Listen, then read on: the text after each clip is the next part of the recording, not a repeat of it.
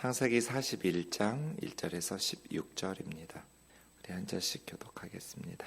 만 2년 후에 바로가 꿈을 꾼즉 자기가 나일 강가에 서 있는데 보니 아름답고 살진 7 암소가 강가에서 올라와 갈밭에서 뜯어먹고 그 뒤에 또 흉하고 파리한 다른 7 암소가 나일 강가에서 올라와 그 소와 함께 나일 강가에 서 있더니 그 흉하고 파리한 소가 그 아름답고 살진 7 소를 먹은지라. 바로가 곧 깨었다가 다시 잠이 들어 꿈을 꾸니 한 줄기에 무성하고 충실한 7 이삭이 나오고 그 후에 또 가늘고 동풍에 마른 7 이삭이 나오더니 그 가는 7 이삭이 무성하고 충실한 7 이삭을 삼킨지라. 바로가 깬즉 꿈이라. 아침에 그 마음이 번민하여 사람을 보내어 애굽의 점술가와 현인들을 모두 불러 그들에게 그의 꿈을 말하였으나 그것을 바로에게 해석하는 자가 없었더라. 술 맡은 관원장이 바로에게 말하여 이르되 내가 오늘 내 죄를 기억하나이다. 바로께서 종들에게 놓아사 나와 떡 굽는 관원장을 친위대장의 집에 가두었을 때 나와 그가 하룻밤에 꿈을 꾼즉 각기 뜻이 있는 꿈이라. 그곳에 친위대장의 종된 히브리 청년이 우리와 함께 있기로 우리가 그에게 말하매 그가 우리의 꿈을 풀되 그 꿈대로 각 사람에게 해석하더니 그 해석한 대로 되어 나는 복직되고 그는 매달렸나이다. 이에 바로가 사람을 보내어 요셉을 부르매 그들이 급히 그를 옥에서 내놓은지라. 요셉이 곧 수염을 깎고 그의 옷을 갈아입고 바로에게 들어가니 바로가 요셉에게 이르되 내가 한 꿈을 꾸었으나 그것을 해석하는 자가 없더니 들은즉 너는 꿈을 들으면 능히 푼다 하더라. 요셉이 바로에게 대답하여 이르되 내가 아니라 하나님께서 바로에게 편안한 대답을 하시리이다. 아멘. 만 2년 후에 이것은 요셉에게 정말 고통의 세월을 의미하죠. 요셉은 억울하게 보디발의 부인의 유혹에 저항하다가 성적인 범죄를 저지르지 않으려고 자신을 지키다가 억울한 감옥살이를 하게 되었고 그곳에서 떡 굽는 관원장과 술 맡은 관원장을 만나 그 꿈들을 해석해서 오늘 본문에 술 맡은 관원장이 말하는 것처럼 떡 굽는 관원장은 죽게 되고 술 맡은 관원장은 다시 전직이 회복되어서 왕의 측근으로서 섬기게 되는데 당신 이렇게 전직을 회복하면 나를 기억해 달라고 내 사건을 조사해 보면 알겠지만 나는 감옥에 올 일을 한 적이 없는 억울한 감옥살이를 하고 있노라고. 요셉이 얼마나 그 술 맡은 관원장을 기다렸겠어요. 그런데 까마득히 술 맡은 관원장이 요셉을 잊었어요. 그 인연. 어찌 보면 요셉에게는 그 어떤 시기보다도 견디기 어려운 시간이 이 잊혀진 2년의 세월이 아니었을까 이런 생각을 해봅니다. 하지만 우리에게는 이 술 맡은 관원장의 잊어버리는 것조차도 하나님의 시간에 사용되고 있다는 것을 알 수 있습니다. 하나님의 시간을 위해서 기다려야 되는 요셉의 그 낮아짐, 고난의 세월, 억울한 감옥과 투옥 그리고 잊혀진 세월조차도 요셉의 높아짐을 위한 그래서 요셉의 높아짐을 통해서 만민을 구원하시려는 하나님의 계획의 일부였다라는 것을 알 수 있습니다.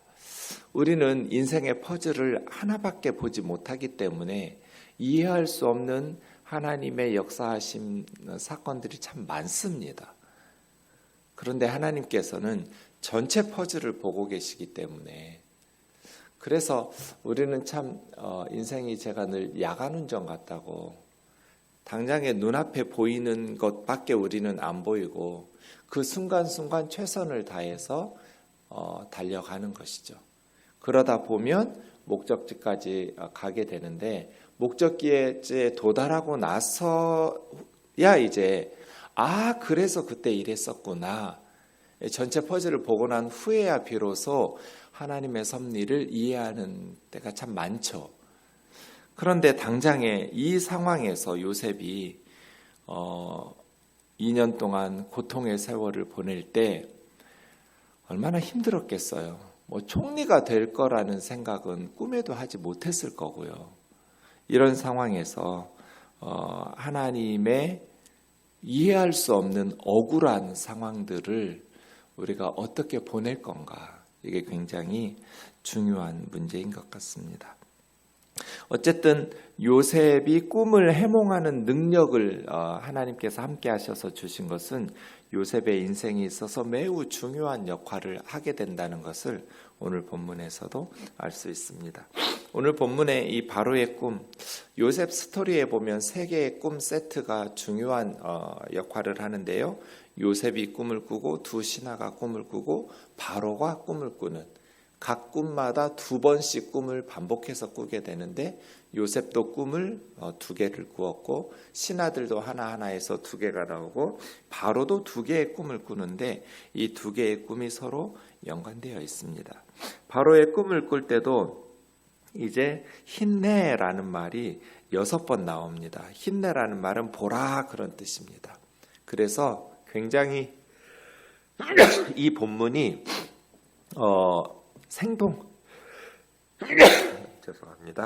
생동감 있게 기록되어 있다라는 것을 알 수 있습니다.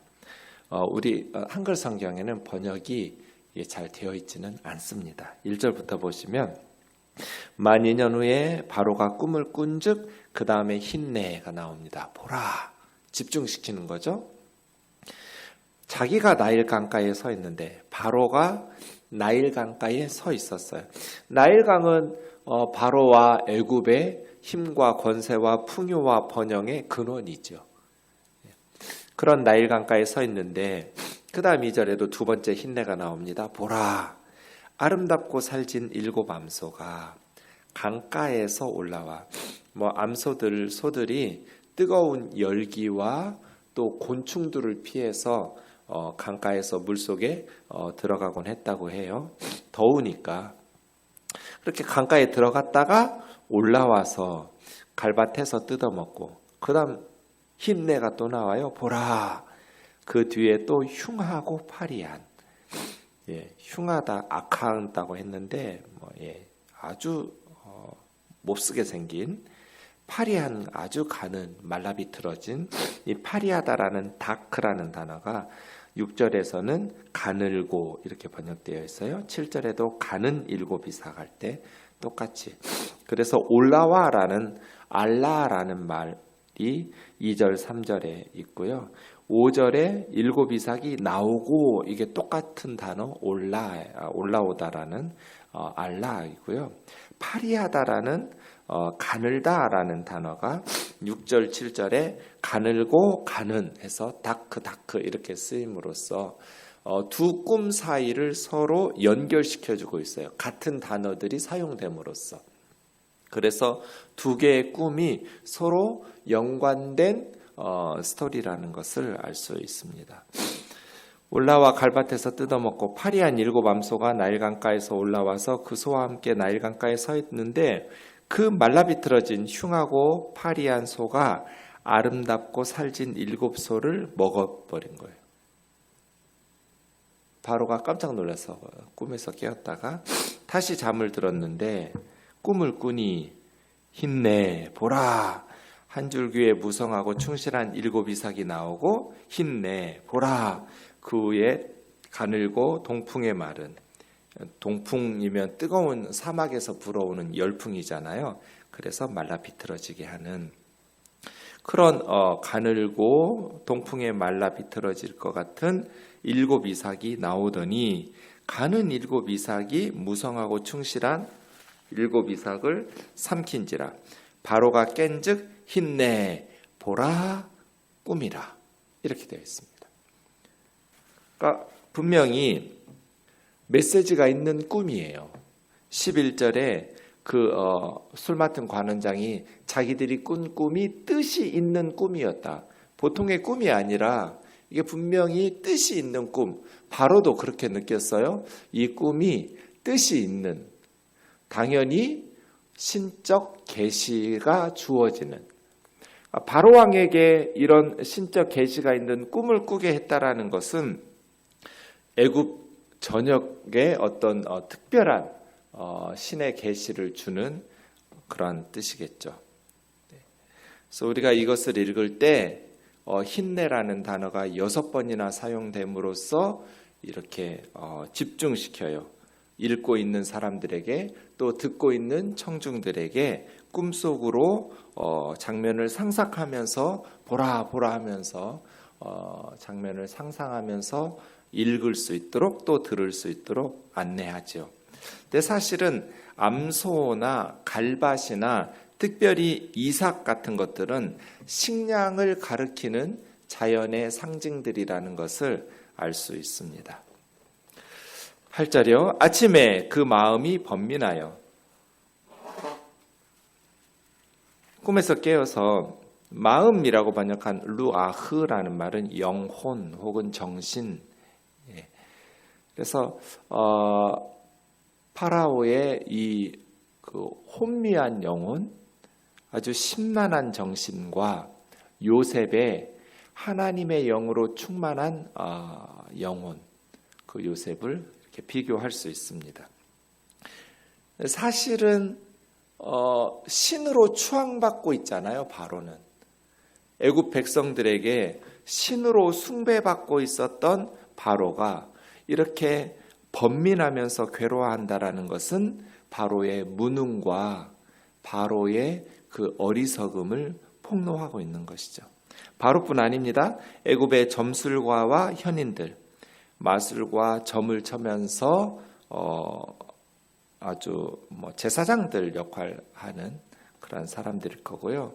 하카함이라는 이 현인들은 아주 어느 분야에서 뛰어난 지혜를 가지고 있는 사람들이겠죠. 그러니까 꿈을 해몽할 수 있을 만한 애굽의 최고의 지혜자들, 종교인들 불러 모은 거죠. 그런데 꿈을 말했는데 해석하는 자가 없었더라. 애굽의 지혜를 드러내고 무지함을 드러내고 있는 것이죠.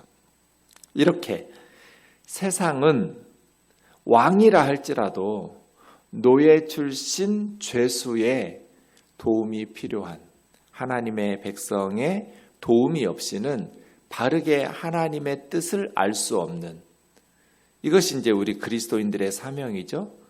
세상의 권력을 가지고 지혜와 지식을 자랑하고 있지만 세상은 하나님의 사람들의 역할을 통해서 구원받는다. 하나님의 뜻을 분별하고 알 수 있다. 하나님의 사람들이 그래서 필요한 것이죠. 이집트 방식으로는 하나님께서 꿈꾸게 하신 것을 바르게 해석할 수가 없는 것이죠. 술 맡은 관원장이 그때야 비로소 오늘 내가 내 죄를 기억하나이다. 원문에 보면 내 죄가 복수 형태로 되어 있어요. 나의 죄들. 그래서 한편으로는 요셉에게 죄 지었고요. 까마득히 잊어버리는 2년 동안, 만 2년 동안이나. 그래서 요셉에게 너무했어요. 또 한편으로는 그런 요셉 같은 인재를 바로에게 알려서 이렇게 사용할 수 있도록 국정 운영에 도움이 될 수 있도록 하지 않은 그런 죄이죠.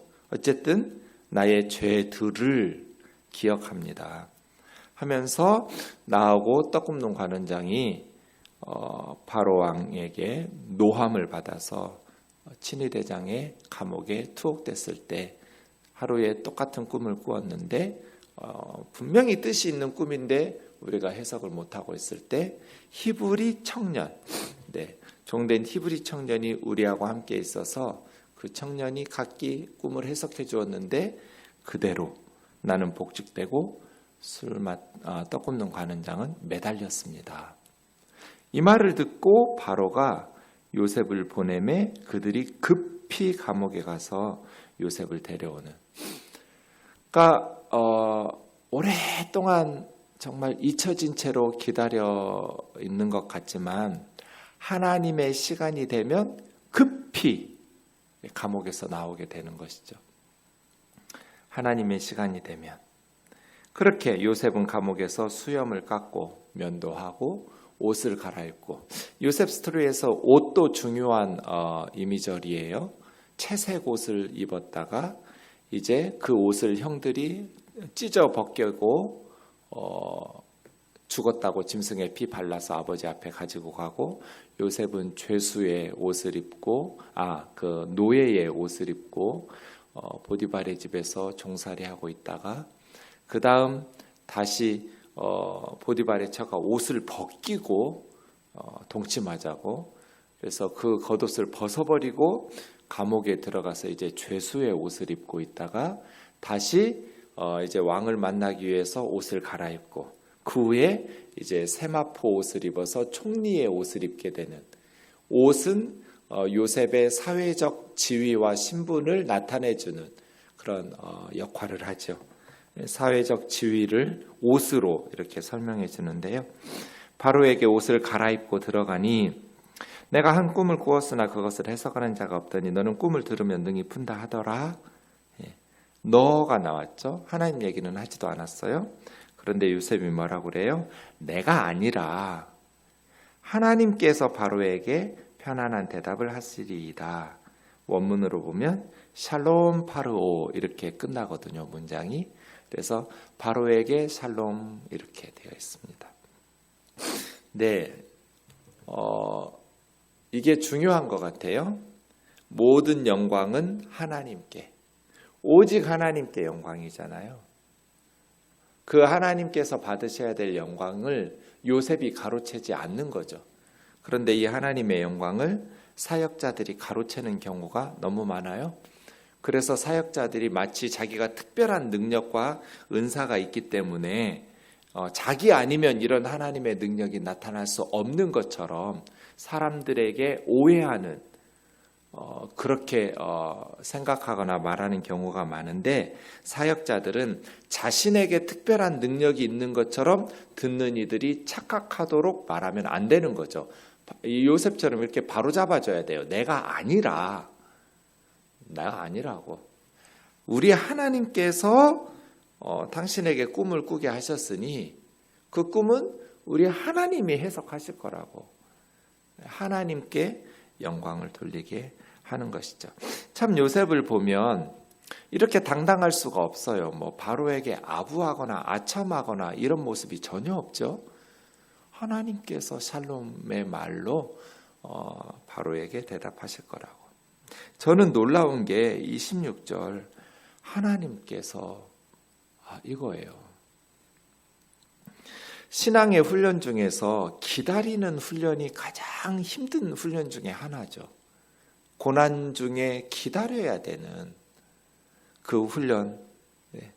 그런데 요셉의 영성이 2년 동안 사라지지 않았다는 거예요. 뭐 이렇게 바로에게 죄송합니다.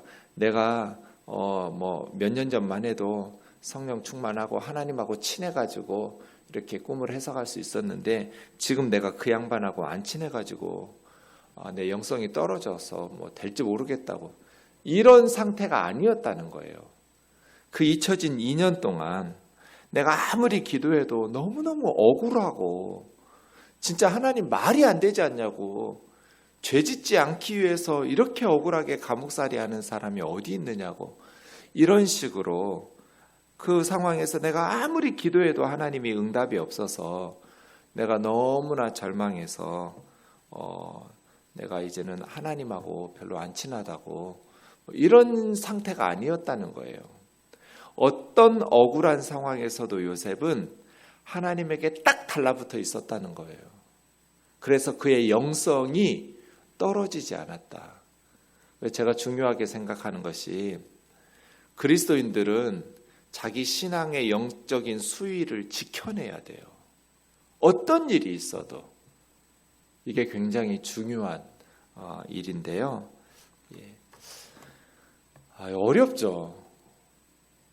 인내하면서 어떤 상황에서도 성령 충만을 유지하는 것.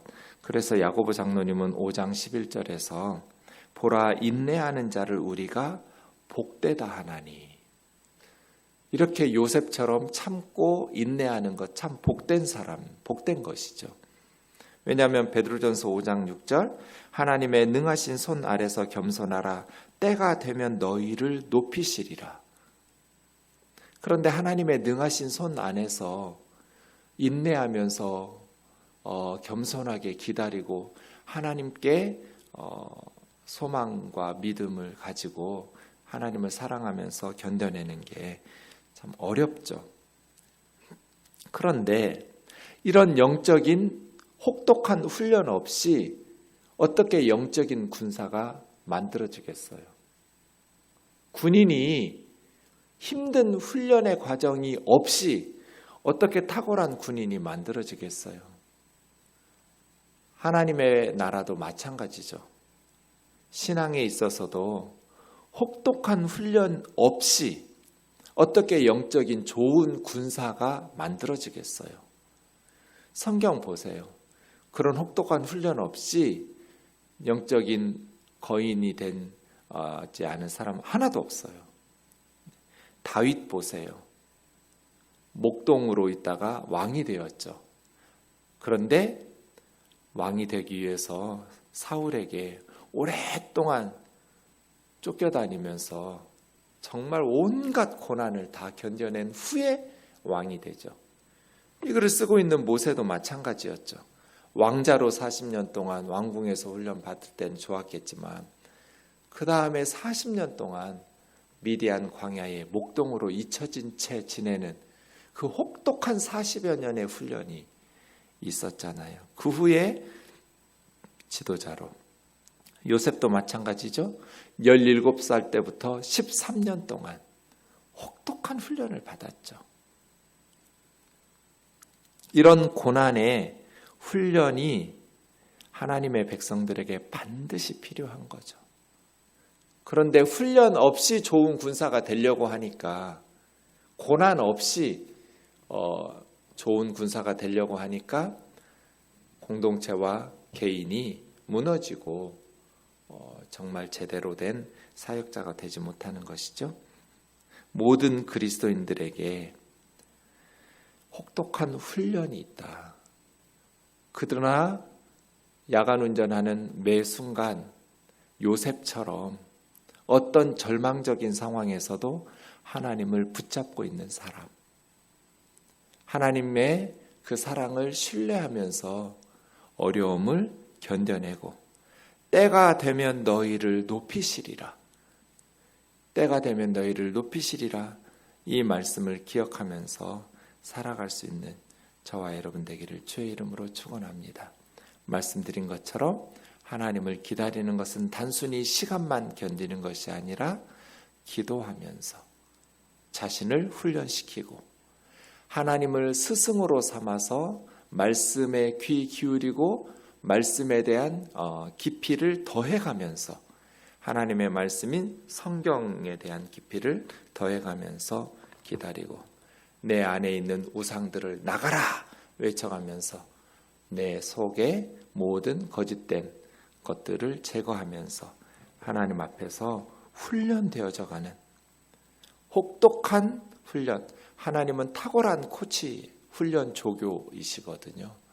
그 하나님의 능하신 손 아래서 우리 자신의 실력을 길러가고 영성을 길러가고 인내를 길러가고 그 후에 이제 하나님이 사역자로 부르실 때에는 탁월하게 사명을 감당하는, 높은 자리에 올라가는 게 중요한 게 아니죠. 거기는 누군가는 올라갈 테니까요. 그리스도인들, 하나님의 백성들이 그 자리에서 제대로 된 하나님의 일꾼으로 쓰임 받는 것이 중요하죠. 그러려면 혹독한 훈련을 통해서 준비되는 것이 필수 코스다. 선택 과목이 아니에요. 고난의 훈련은 필수 과목이에요. 기도하겠습니다. 하나님 아버지 감사합니다. 정말 요셉의 고난이 혹독했습니다. 그러나 그 고난 끝에 모든 무릎이 요셉 앞에 꿇어졌습니다.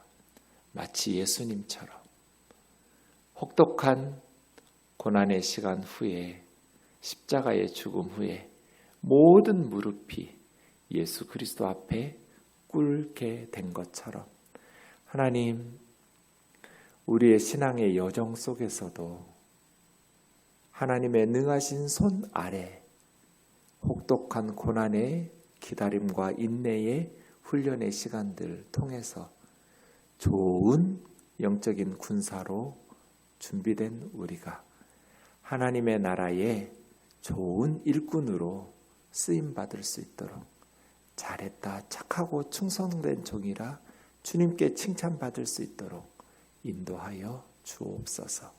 낙심하지 말게 하시고 영적인 수위를 무너뜨리지 말게 하시고 코로나의 어려움 속에서도 영적인 수위를 지켜가면서 주님 앞에 늘 깨어있는 주의 자녀 되게 하여 주옵소서. 예수님의 거룩하신 이름으로 기도하옵나이다. 아멘.